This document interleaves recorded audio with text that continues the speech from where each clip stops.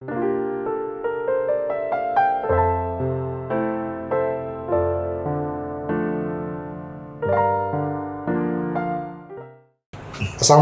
warahmatullahi wabarakatuh. Om Swastiastu, Namo Buddhaya, salam kebajikan, salam sejahtera bagi kita semua. Ya, jumpa kembali dengan kami dari UKI Podcast. Perkenalkan, saya Dr. Henry Jayadi SMH. Kebetulan saya Dekan Fakultas Hukum UKI dan saat ini saya mendapat kehormatan untuk menjadi host di acara UKI Podcast. Luar biasa. Hari ini nih kita dihadiri oleh orang-orang hebat, luar biasa. Ada Prof. Eva dari Unpad, beliau adalah Ketua Umum Asosiasi Dosen Hukum Acara Perdata, dan juga ada Dr. Hamidi, beliau adalah Sekjen, Sekretaris Jenderal Asosiasi Dosen Hukum Acara Perdata.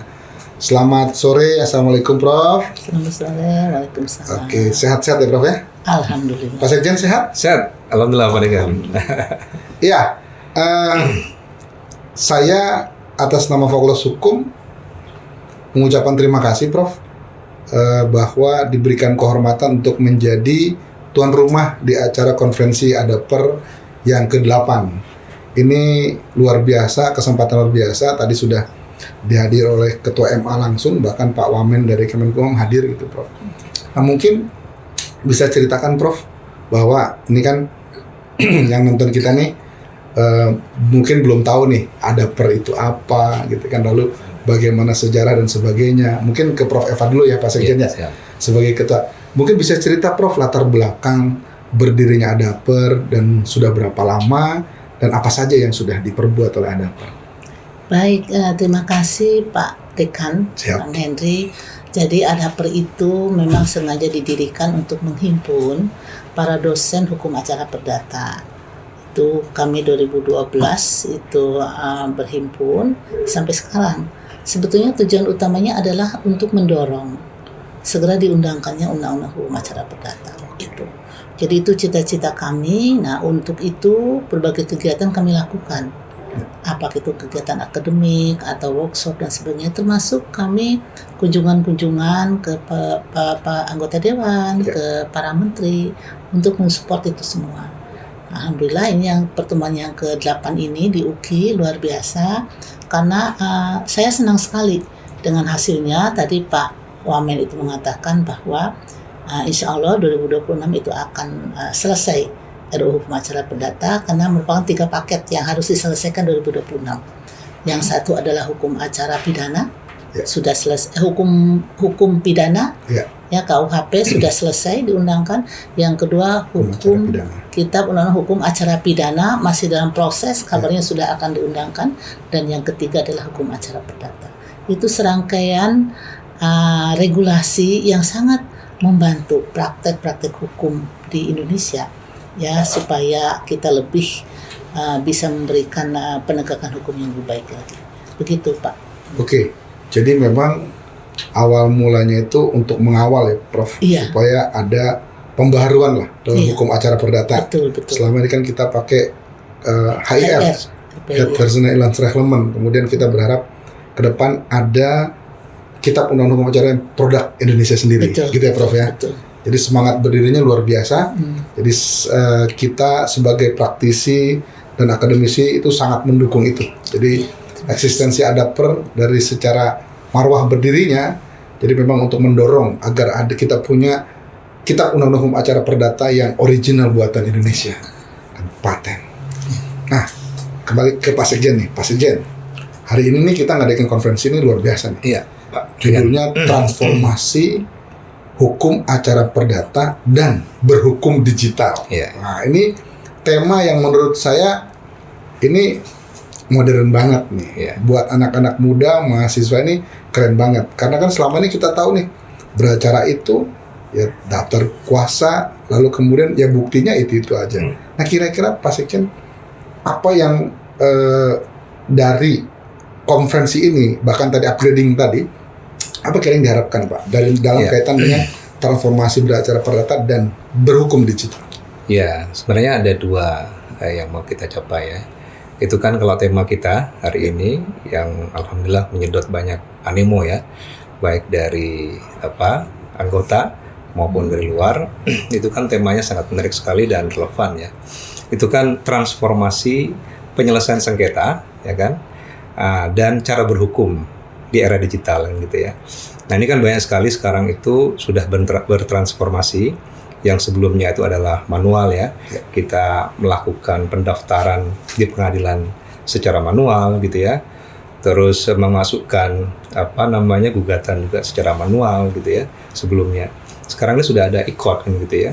Dan tidak semua ternyata setelah melakukan penelitian banyak sekali yang belum melakukan itu, gitu. Padahal itu kan memberikan kemudahan. Nah, tidak hanya itu. Nah, ini nanti akan banyak sekali yang harus kita kaji, gitu ya. Dengan adanya perma, gitu ya, yang terbaru ya, tentang e-court. Kita juga ada mediasi elektronik.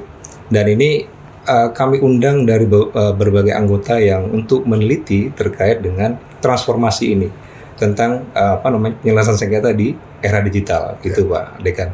Dan alhamdulillah terbukti ya dari 13 topik ya kan yang kami sediakan, dan semua banyak memasukkan artikelnya dari berbagai topik, mulai dari perbankan, pertanahan, terus dari kepailitan, gitu ya Pak Dekan, dari dan lain-lain, gitu ya, banyak sekali. Nah ini mengundang juga mahasiswa dan juga tadi juga banyak saya lihat mahasiswa juga hadir, gitu ya, bahwa ternyata ini topik yang menarik. Dan dari 13 kami ya melakukan acara ya Bunda ya. Nah ini kayaknya yang paling besar yang ini. Nah ini salah satu momen yang harus kita syukuri, gitu Pak Dekan. Oke, luar biasa Pak Sekjen. Jadi memang konferensi ini sangat luar biasa ya. Saya lihat juga tadi animo, lalu statement-statement dari Pak Ketua Mahkamah Agung, bahkan Pak Wamen, Prof. Edi itu luar biasa, sangat mensupport kita. Bahkan saya pribadi pun mewakili institusi itu bangga lah, gitu kan, bisa bekerja sama dengan Adapter, lalu kemudian mengadakan konferensi nasional ini. Oke, Prof Bunda lah saya panggil biar lebih akrab. Karena Prof Bunda ini juga adalah dosen saya S3. Prof, ini kan menarik nih Prof. Tadi kalau saya melihat bahwa transformasi hukum acara perdata berhukum digital. Nah ini kan Prof itu pernah bikin buku, bukan promo, punya boleh. Pernah bikin buku tentang bagaimana menggunakan alat bukti elektronik nih Prof. Nah ini kan berkaitan nih dengan tema kita sekarang nih, gitu kan. Nah, kita tahu bahwa alat bukti elektronik itu kan belum diadop nih di HR kita. Nah, apa harapan Prof ke depan di Kitab Undang-Undang Hukum Acara Perdata ke depan untuk alat bukti itu, dan bagaimana penggunaan alat bukti elektronik itu supaya bisa sahih lah di dalam persidangan, Prof? Iya, sebetulnya harapannya untuk bukti elektronik ini bisa diatur secara terbuka pembuktiannya, karena saat ini kan pembuktian kita sifatnya tertutup. Jadi hakim hanya bisa memutus berdasarkan alat bukti yang sudah ditetapkan. Tapi kan tidak demikian dengan perkembangan ke depannya. Jadi kalau kita mengatur alat bukti secara terbuka, itu akan bisa menjangkau berbagai alat bukti yang timbul kemudian hari. Namun memang kendalanya adalah dalam berbagai pembicaraan, karena Adapter ini terlibat cukup lama, hampir 7 tahun di dalam pembahasan di kementerian, dan juga di DPR. Nah, dalam perkembangannya memang kalau kita menganut sistem terbuka secara utuh, itu akan tidak memberikan kepastian hukum, karena orang bisa apa saja dijadikan alat bukti. Jadi akhirnya kami menyusun di dalam RUU itu mengatur secara semi terbuka. Jadi tetap mengatur alat bukti secara limitatif 1, 2, 3, 4, 5, 6 ditambah 1 yang bunyinya bahwa semua bukti yang timbul kemudian hari yang ditentukan oleh undang-undang. Itu mengakomodir apa yang diatur oleh Undang-Undang ITE, Undang-Undang Dokumen Perusahaan, Undang-Undang Korupsi, dan itu kan sudah mengatur. Nah itu masuk kepada ranah alat bukti yang bisa digunakan untuk acara. Itu yang bisa kami lakukan terkait bukti elektronik ini dalam Undang-Undang Hukum Acara Perdata.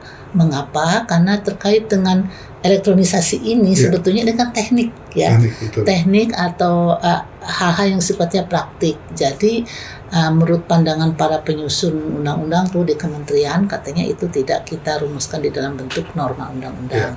Hanya ada norma petunjuk saja bahwa persidangan dan pembuktian bisa dilakukan secara elektronik. Nah di situ nanti ada perma-perma yang bisa mendukung dalam implementasinya, begitu. Oke, ini sangat luar biasa nih. Ini kajiannya futuristik hukum. Jadi bagaimana pembaruan hukum acara perdata ke depan itu bisa mengakomodir, karena kan orang bersengketa itu kan pasti punya bukti-bukti yang disajikan. Betul. Harus mengumpulkan bukti untuk Betul. bertahan. Bahkan masalahnya kalau yang ternyata buktinya adalah buktinya sifatnya elektronik kan gitu, hakim juga harus bisa menilai itu gitu kan, bahwa untuk mengabulkan jangan sampai salah putusan kan. Betul. Nah, ya jadi saya berharap itu bisa jadi pembelajaran buat kita ke depan nih, Prof, bahwa ternyata hukum perdata juga sifatnya progresif, ngikutin perkembangan zaman. Ya, digital ikut digital. Oke, ke Pak Sekjen nih, Pak Sekjen, mungkin ini pertanyaan terakhir Pak Sekjen. Siap, gimana Pak Rekan? Kira-kira ke depan ini apa nih program-program dari Asosiasi Dosen Hukum Acara Perdata? Karena saya lihat guru-guru besar hadir gitu kan. Lalu kemudian juga para akademisi dan pemikir-pemikir hukum nih hadir semua, memberikan konsep, memberikan idenya. Saya pikir ini kan satu potensi yang luar biasa nih. Kalau kita gulung nih bisa jadi bola salju yang makin besar, itu bisa ngajar semua ini nih. Nah, kira-kira ada ke depan apa yang akan dilakukan nih, Pak Sekjen? Menarik Pak Dekan ya. Tentunya kami juga tetap sesuai arahan Prof Bunda ya sebagai ketua asosiasi ya.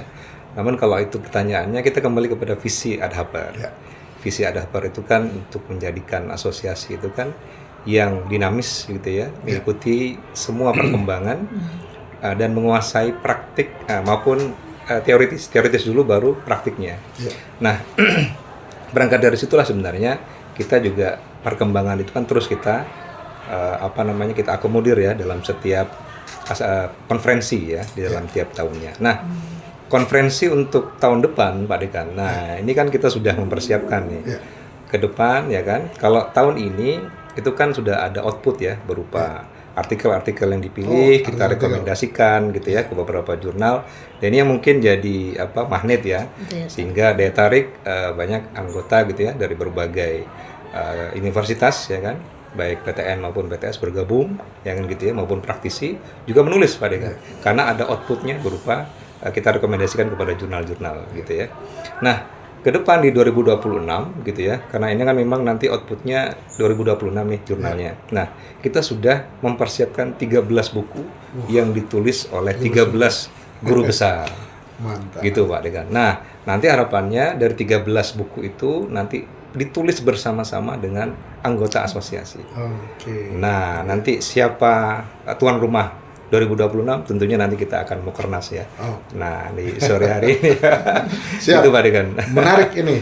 Di para pemirsa podcast UKI yang menyaksikan acara ini, tadi Pak Sekjen menyampaikan bahwa ternyata Adhaper ini juga punya setiap tahunnya itu dia mengakomodir tulisan-tulisan atau penelitian-penelitian sesuai dengan bidang-bidang, khususnya dalam bidang hukum acara perdata ya Pak. Ya, bahkan bidang umum pun ada kalau nggak salah ya. Iya betul. Bidang umum ada. Jadi buat Bapak Ibu yang berprofesi sebagai akademisi, sebagai dosen dalam rangka memberikan laporan BKD nih, ya gitu kan wajib tuh menyertakan hasil penelitian. Nah, bisa bergabung dengan kita, bukan promo ya Pak, tapi narik.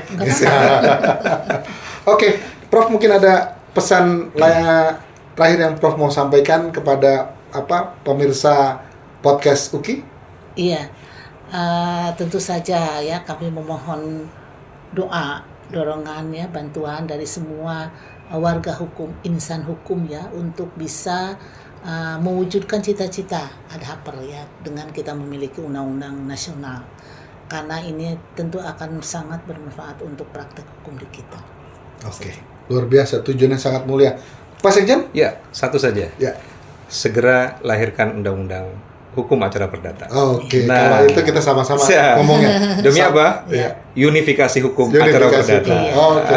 Jadi itu kesepakatan kita sama-sama. Segera undangkan rancangan undang-undang hukum acara perdata menjadi undang-undang hukum acara perdata yang baru. Oke, terima kasih untuk UKI Podcast yang sudah menyaksikan tayangan kami hari ini. Semoga apa yang kami sampaikan bermanfaat buat kita semua. Wassalamualaikum warahmatullahi wabarakatuh. Tuhan berkati kita semua. Terima kasih banyak Prof. Yeah. Oke, thank you Pak Sekjen. Terima kasih.